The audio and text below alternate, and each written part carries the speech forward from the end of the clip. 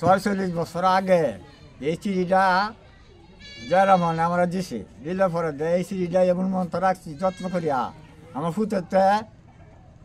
ফুতের এরম দেখছি না এই চিঠিটা এত মূল্যায়ন আমি করছি। কিশোরগঞ্জের হোসেনপুর উপজেলার বর্ষিকোড়া গ্রামের গিয়াসউদ্দিন দীর্ঘ ৪৬ বছর ধরে পরম যত্নে আগলে রেখেছেন প্রিয় নেতা শহীদ প্রেসিডেন্ট জিয়াউর রহমানের দিক নির্দেশনামূলক একটি চিঠি। ১৯৭৮ সালে জিয়াউর রহমানের আদর্শে অনুপ্রাণিত হয়ে যোগ দেন বাংলাদেশ জাতীয়তাবাদী দল বিএনপির রাজনীতিতে, করেন গ্রাম প্রতিরক্ষা প্রশিক্ষণ।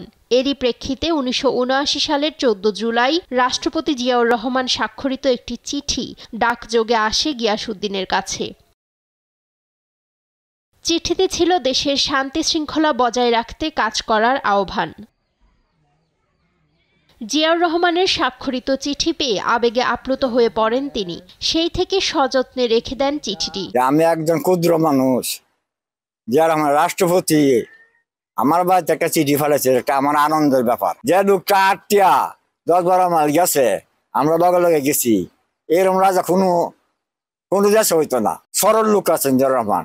আর জিয়াউর রহমানের যে সরা দেশ চালাইছি, দেশটা খুব সুন্দরভাবে চলছে। সব জিনিসের ধরে আছেন কম। তবে স্থানীয় পর্যায়ে বিএনপি থেকে কোনো মূল্যায়ন না পাওয়ায় আক্ষেপ গিয়াসের আত্মীয় স্বজনের। সাবেক প্রেসিডেন্ট জিয়াউর রহমান সাহেবের হাতের চিঠি, ওনার সাথে আমার প্রায় ৩ বার দেখা হয়েছে, ৩ বার কথা হয়েছে।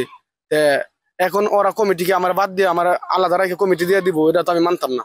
এটা তো মানার যুক্তিও না, যেহেতু কারণ উনি আগে থেকে বিএনপি করতেছে। এই পর্যন্ত দেখছি অনেকেই দল নিয়ে এদিক সেদিক করছে, কিন্তু আল্লাহর রহমতে আমার বাবা কোনোদিন দল নিয়ে অন্তত বিএনপির সাথে বেইমানি করে নাই। সারা দেশে যারা তৃণমূল পর্যায়ে নেতাকর্মী আছেন, ত্যাগী নেতা আছেন, তাদেরকে যেন যে কোনো দলে মূল্যায়ন করে। বিএনপি নেতারা বলছেন গিয়াসউদ্দিনের জিয়া প্রেম সম্পর্কে এতদিন জানতেন না তারা।